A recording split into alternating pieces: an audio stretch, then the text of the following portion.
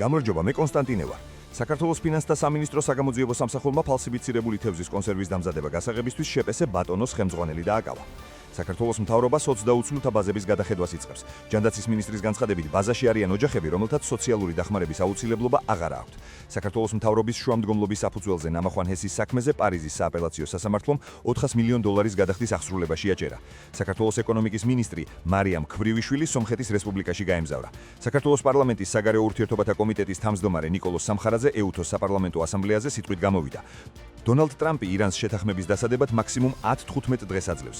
ევროკომისიაში აცხადებენ, რომ ირანზე თავდასხმას ძალიან მძიმე შედეგები მოყვება. ისრაელი ირანის მხრიდან შესაძლო დარტყმისთვის ემზადება. დონალდ ტრამპმა უკრაინაში ომის გამო რუსეთის წინააღმდეგ სანქციები კიდევ ერთი წლით გაახანგრძლივა. ვაშინგტონში მშვიდობის სამჭოს პირველი შეხვედრა ჩატარდა. შეხვედრას არ დასწრებიან რუსეთის, ჩინეთისა და ბელარუსის წარმომადგენლები. Lancet Global Health-ის კვლევით, ღაზაში ისრაელის ოპერაციის პირველი 15 თვის განმავლობაში 75,000-ზე მეტი პალესტინელი დაიღუპა. თურქეთში Deutsche Welle-ს ჟურნალისტი დააკავეს.